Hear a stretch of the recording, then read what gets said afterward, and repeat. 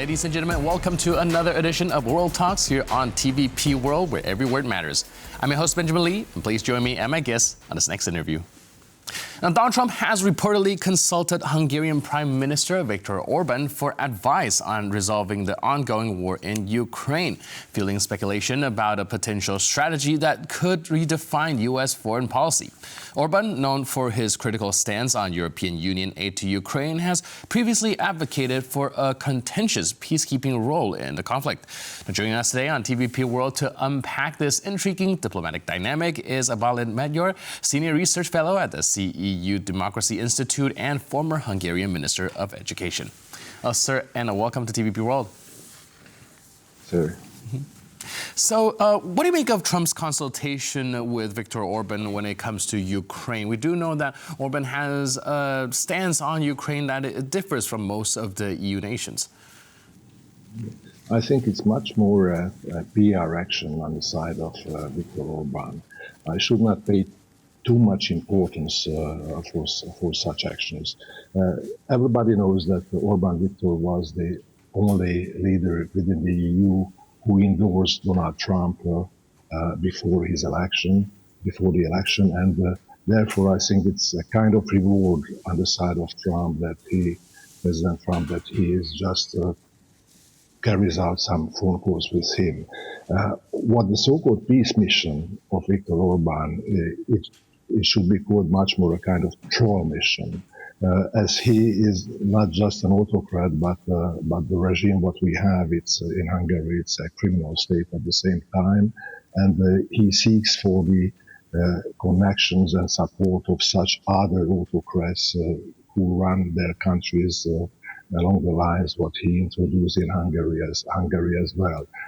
Such a way, he's tied with a lot of corrupt transactions to the Russian regime, to President Putin, and I think that Orban Viktor has not any idea how to solve this problem. Is nothing else, just much more a PR action for himself. Right, so like you mentioned, this perhaps is very good for domestic consumption from Viktor Orban's perspective. But do you think that now having the year of Donald Trump would affect the U.S. stance towards Ukraine in one way or another? As we know, like you mentioned, prior to the presidential election taking place in the States, Orban was perhaps the only one that is not very highly critical of President-elect Trump. Do you think that this might shift his stance towards Ukraine even ever so slightly? I do not think so, because on one hand, from the Russian side, we do not see any intention for starting a kind of ceasefire. The real intention of Russia is just to abolish the government of Ukraine, just reducing the military capacity of Ukraine up to 85,000 soldiers.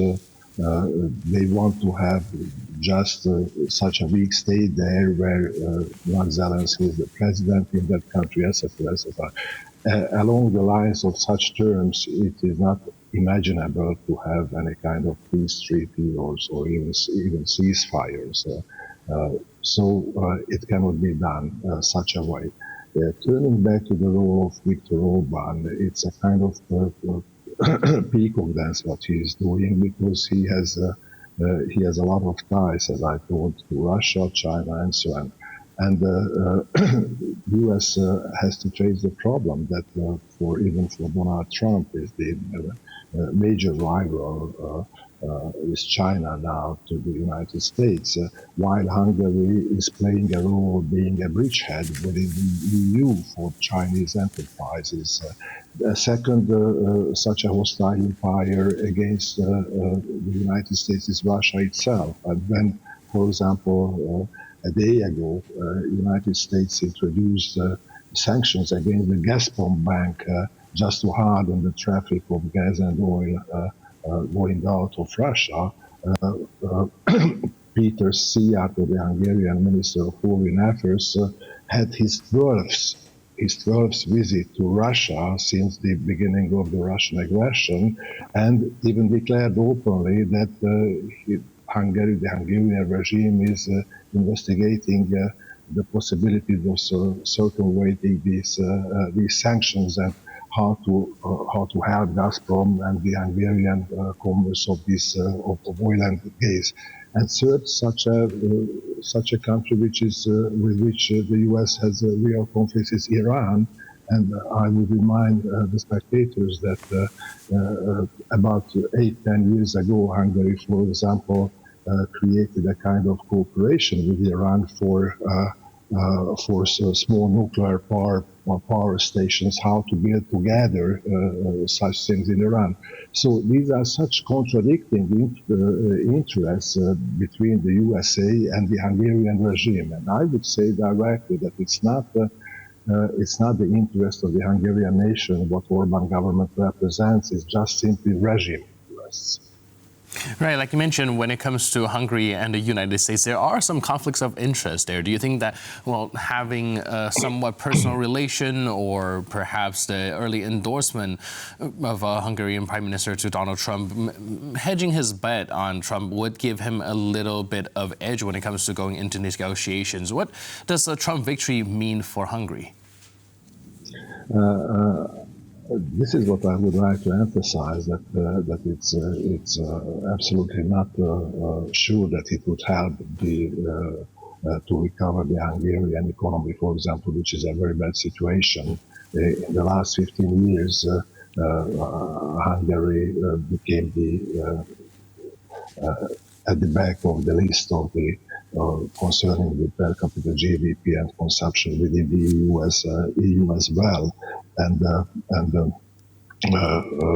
those customs what are proposed by President Donald Trump against the European goods, for the import to the US, it would hurt the Hungarian economy as well.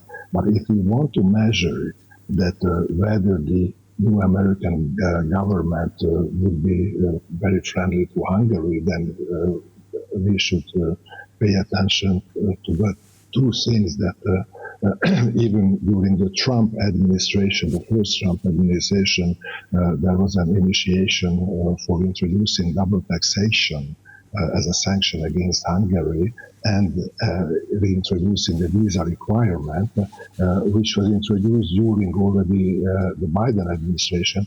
It's an open question that as a result of this so-called good relation with Trump, whether they would abolish these sanctions against Hungary or not. Right, like you mentioned, it does remain to be seen, and there are still several uncertainty there. Now, speaking of uncertainty, we're also wondering whether Hungary's rotating EU presidency ending would mean that Orban might use this final stretch to advance some of his agenda, be it in Ukraine or everywhere else when it comes to European Union. So I think that Orban would not have any decisive role in this question, that what will happen with Ukraine, and how the things will go there. What I would mention also, what is very important, that Hungary, the Hungarian regime, means a real threat for the EU and the democratic forces in the EU. This new faction in the EU Parliament, the so-called faction of patriots, where most of the parties taking part in it, they are pro-Russian parties and tied several ways to Putin's regime. In such a faction, the support of Viktor Orban and his unlimited capacities to utilize Hungarian budget to support in a gray way or in a dirty way the party financing of these extra right-wing parties within the EU, this should mean a real danger, and the EU should pay attention to that. Looking at the European elections for the past cycle, we've seen a lot of rise when it comes to the more right-wing populist movement. Do you think that Orban, Trump will able to create some sort of right-wing populist international coalition? I'm not sure in this, because when Trump declares that his slogan "Let's make America great again," it means that America cannot be great again without saving its leading role internationally as well. And such a way, the interests of Orban and Trump are conflicting with each other. Even in the case of the Ukrainian situation, I would assume the United States on such a track that because of the hostile behavior of Putin, they won't have too much chance to change that policy that Ukraine should be supported militarily very heavily, because this would be the only way to press Russia to stop somehow the war. And also, what is also necessary, to give real guarantees, not as in the past for Ukraine, that it should be defended and supported if there will be another phase of new aggression against them by the side of Russians. Okay. And you also mentioned perhaps Orban and Trump parroting each other's rhetoric in a very similar way, which Trump wants to make America great again, where Hungary said other lines like make Europe great again, or MAGA, big Hungary. Do you think that these two have in common when it comes to their influence on each other?